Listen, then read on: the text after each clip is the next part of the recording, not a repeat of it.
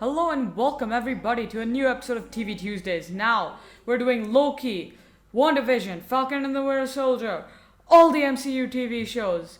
Oh my god, it's everything. I'm so excited, let's do this video. Yes, a quick thing before I start. Turns out my mic was not connected and the audio did not work on the original recording, so no game sounds, just commentary. There you go.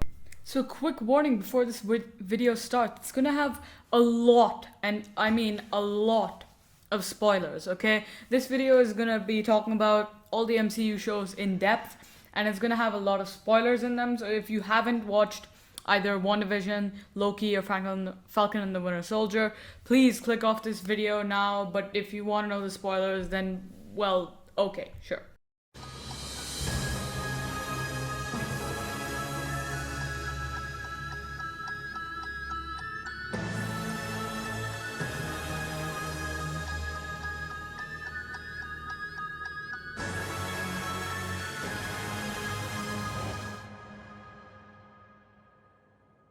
Today we're going to be talking about WandaVision for the first game. Now, WandaVision was the first installment in the MCU TV shows. Now, quite frankly, I was mainly excited and mainly only wanted to watch a show because it was going to be part of Doctor Strange and the Multiverse of Madness and Spider-Man No Way Home. Now, that was my main reason for originally watching the show, but I'm going to be honest, I am so glad that that wasn't the only one. I started diving into it so the first episode, kind of slow, you know? It was, like, a 60s sitcom, I'm pretty sure. I felt. It was a 60s sitcom, I believe, and it was very slow. It had nothing to do with the MCU. It was completely that Wanda and Vision had a hard drawn on their calendar, and they were confused as to what that date meant. Now, this had nothing to do with the story. This was just a... Stop falling! So, Wanda and Vision had drawn a heart on their calendar and they didn't know what it meant. And again, this is completely not even closely relating to the original story and was just an episode to kind of give the vibe as to what this show is about. Now, I believe that this episode was probably the worst out of them. I'm not 100% sure, but out of all the episodes, I feel like this was the slowest and not the best one. So now we're moving on to episode 2. Now, this episode, I'm just going to cover it up quickly because not much happened.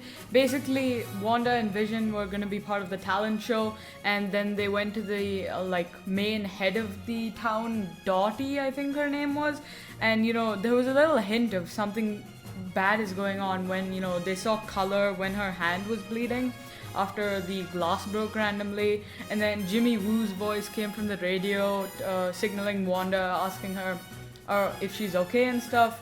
So yeah, that was episode 2 briefly.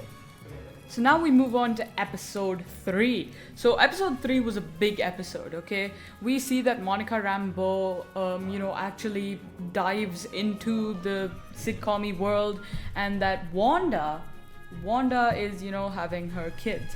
Now, this episode was, huge. It was like, Agnes was there, and the whole story was like, it wasn't really much of a story, but that ending was absolutely incredible and insane.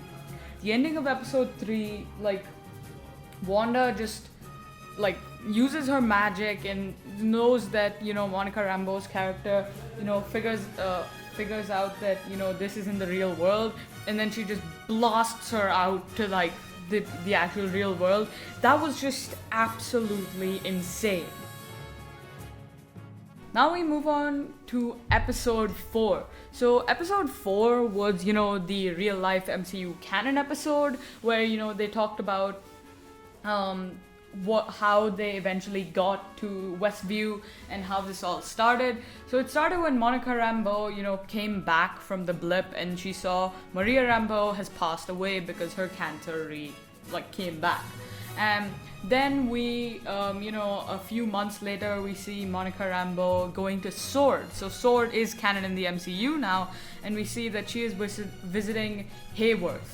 And that guy, my god, he's shady, okay? Now that guy is extremely secretive and doesn't share much about, his projects as a sword, and they became a lot more weapon based by the end of this, and we saw that this was, very suspicious, and we had something that, Hayworth was a weird character and something was going to be wrong with him. Now, we eventually lead to how Jimmy Woo and Monica Rambeau meet, and how they, eventually find themselves in Westview and see the brainwashing and all of that. So I'm just going to run through all of these. Episode 5 was the episode where it's like the 80s, I believe, and Wanda addresses, Vision's like queries based on what this really real world is, and they have a massive fight as to like, what is this place like, this doesn't make sense.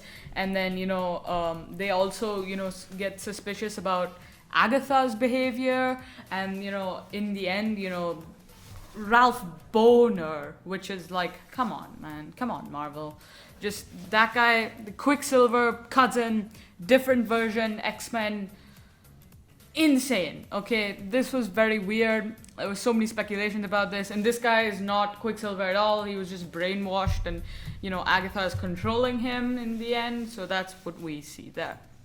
Then we move on to episode 6, the Halloween episode, where Vision kind of ventures off to kind of go outside the real world and see what's happening, and then Wanda and Quicksilver, or at least the guy who calls himself Quicksilver, is so different and knows about Wanda's life but is very weird about it and tries to get to her, and then she gets extremely angry, and by the end it's a huge ending with Vision almost dying and getting out there.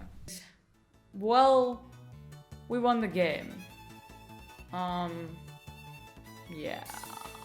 So next we have the Office Modern Family style sitcom episode where it's known as Breaking the Fourth Wall. Now Wanda needs a massive break from her kids. She is just, destroyed. And then, they are taken to Agatha, and then we get it, boys. It was Agatha all along. Yeah. So who would have thought Agnes is Agatha Harkness? I mean, like, whoever would have... Yeah, no, we know this, okay? Agnes, Agatha Harkness, same thing. And then Wanda eventually enters, her lair. She sees the Darkhold, all those rune signs, and then the final 2 episodes begin. So we move on to episode 8, where Wanda is going into her past to see, how this world was created, and Agatha wants to look at how really this happened entirely. So she looks through Wanda's past, her love for sitcoms, where that all started, the death of her parents, her with Pietro under the bed with the Stark bomb, and they go through that whole experience of Wanda's life to eventually lead up to Wanda being so sad that she just lashes out and with Nexus magic and creates Westview, her sitcom world. So by the end of this, we see the series finale. We see, Wanda, her kids, and Vision fighting against the White Vision, Agatha Harkness, and the final battle, and we see Wanda unlocks her true potential and uses Agatha's own magic against her to beat her, and all the people of Westview are freed, finally ending WandaVision. What a show. Agnes was then trapped inside, the Westview world where she was just the nosy neighbor or whatever. And WandaVision was a really cool show. Overall, I'll give it like a 7.5 out of 10 because there are a few things that I would change. But overall, I really liked watching this, and towards the end, it got really interesting. Now we're gonna move on to the Falcon and the Winter Soldier. Now, I was super pumped for this, super hyped for this. Also a little doubtful, mainly because Falcon and the Winter Soldier, let's be honest, he's no Steve Rogers. I mean, like, yes, he is Sam. Yes, Bucky was with Steve, and yes, Sam was Steve's choice. But he is still no Steve Rogers. This show I knew it was going to be action-packed. One of the reasons why why I thought it was going to be better than WandaVision, mainly because, you know, it was going to be a real Marvel show rather than more of like a sitcom-y thing, which, you know, I'm not sad about, because like sitcoms are pop, let's be honest. But the MCU is the MCU. You love to see that action-packed fight scenes, and you love to see it, let's be honest. So this show, it starts off with a banger. I mean, like, we're barely like 5 minutes, 10 minutes in the first episode, and Falcon's flying across like these canyons like an absolute legend and destroying these people. Oh my god. Now we see that this show is more about passing on a mantle. You know, we see that Steve Rogers, Captain America, wanted Sam Wilson to get the mantle of Captain America. Instead, Sam gave it to the government because he thought it wasn't right for him to have it.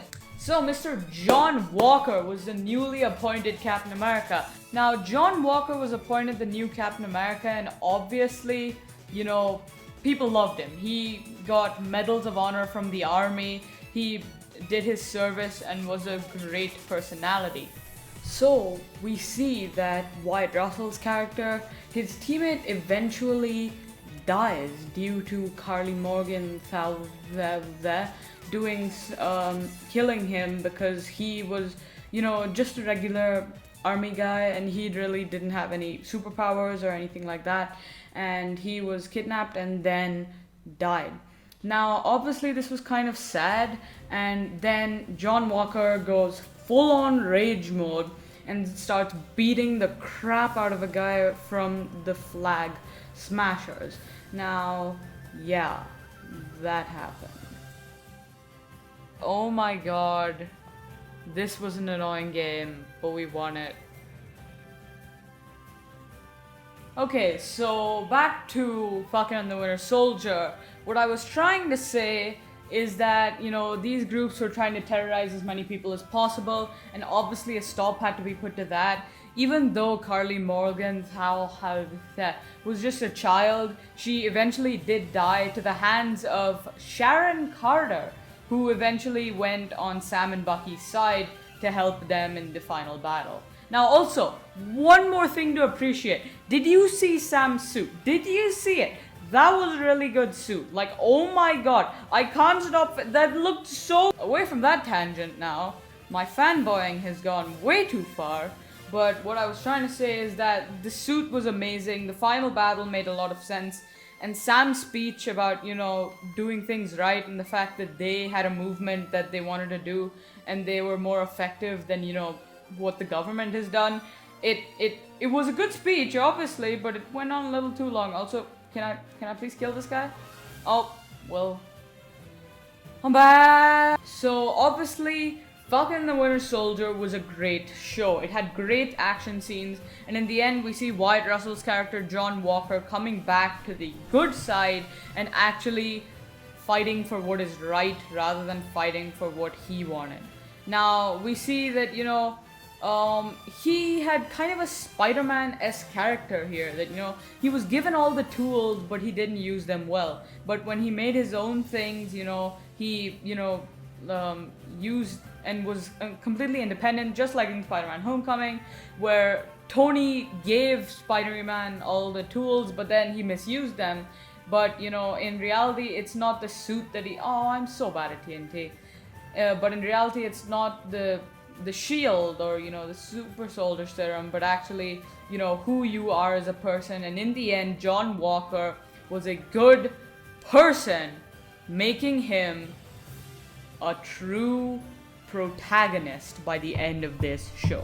Now, in the end, we saw that he was completely transformed into US Agent and is going to be part of the Thunderbolts. Now, for those of you that don't know, the Thunderbolts is a group in the comics led by Thaddeus Ross, who is, you know, canon in the MCU, and we are going to see him in Black Widow. Now, I haven't seen Black Widow because I'm in India and here we can't see it yet, but some people have, and I'm pretty sure he was in Black Widow. He is in Black Widow. And let's just kill this guy, please, because he's kind of sweaty. There we go. Thaddeus Ross is in Black Widow, and Valentina Allegra something is making a team of US Agent and a few other people, and eventually Thaddeus Ross, who may become the Red Hulk. Okay, that would be cool. Let's be honest, who doesn't want a Red Hulk versus Green Hulk fight? Who doesn't want a Thunderbolts versus Avengers fight? Now I know Captain America is technically not... Stop falling! Now I know Captain America isn't technically still alive, but if he were to, through variants and time travel, come and help the Avengers versus US Agent and the Thunderbolts, Green Hulk, Red Hulk, maybe Yelena Belova and Black Widow from a different timeline. Let's be honest, who wouldn't want to see that, okay? Who wouldn't? But moving on, Falcon and the Winter Soldier was a very nice show for me. It was action-packed in the way that it was, extremely Marvel Cinematic Universe-ish, and it made sense. It had a story and goal. It had great characters, an amazing cast, and overall I was really excited to see how this won, and I'm pretty sure it lived up to my expectations. So I will give Falcon and the Winter Soldier an 8 out of 10. We're moving on to Loki. Now, I know all of you have been waiting for this, okay? Loki, loved. I can't even say loved enough times to express how good Loki was. Loki was so awesome. The cast was so awesome. The show, guess what? So awesome. But in all honesty, I completely enjoyed Loki a lot. Oh, you have a sharp iron. No! Oh, he's on 4. From episode 1, from the start, when we didn't really know what the TVA was, where there was a stronger force than Thanos. Okay, we didn't think that was possible, but the TVA, the strongest force in the galaxy. Okay, we learned a lot about them. We learned that variants are a thing, and that Loki was basically hired by the TVA to help stop a variant of his, who is evil and taking down variants and they are supposedly trying to take over the TVA. Now by the 3rd or 4th episode, we learn who this is. This is Sylvie, another female variant of Loki, who in the comics is known as Lady Loki. Now I'm gonna be honest, this portrayal of Sylvie was absolutely brilliant. I thought that, she had a very rough past, as most good villains or heroes do, and it was a good character with slight mix of comedy and a very strong character who was apparently more powerful than Loki, because she almost beat him several times. And it was fun to see that Loki banter, because honestly Loki is one of the best MCU characters, and it was fun to see his quirky humor and her and the mixed in action with this humor come together, and honestly that was awesome for me. But Loki is kind of becoming best friends with himself, and it was really cool to eventually see how they were going to take over the TVA eventually, and then rule it together. But huge thing in episode 4 or 5 or something like that, the timekeepers are fake. They're all fake. Episode 4, I believe. The timekeepers were created by somebody to help, create a sense of authority in the TVA. And we go into episode 5. Loki has been pruned. Let's just take out this guy who's very mean for coming for us. Goodbye, sir. And we see that Loki has been pruned, and he is in the void with all the other variant Lokis. This being the classic Loki, boastful Loki, child Loki, and alligator Loki, who is, in my opinion, the best one. Let's be honest here. But this was a lot of fun to watch, as they were fighting Alioth, who was taken over and in battle with Kang the Conqueror.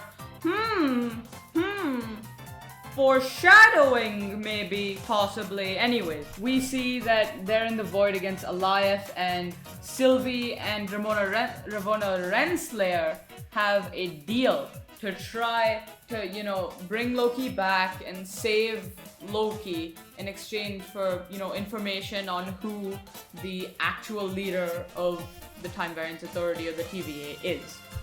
Eventually we see that Miss Minutes actually tricked Sylvie and that, okay, let's just go into this guy, let's see. Let's PvP battle. I am getting absolutely destroyed. Like, what? Sylvie was tricked by Miss Minutes and Ravonna Renslayer, and they got back up eventually, and then Sylvie pruned herself, getting to the end of the void. Now, we did think that Mobius was dead. That was it for him. Nada. But Owen Wilson is back, boys. In a car that should have been Lightning McQueen themed, but it wasn't, but it's fine. He's alive. My favorite character. Let's go. Okay. But let's be honest here, okay? Mobius, Pog. There we go. We got Yellow Bed. Is he going from my bed? I'm not gonna void, I don't think. Anyways, okay, we see that Mobius is alive. And Sylvie has gone to a car with Mobius. They, you know, exchange pleasantries or whatever.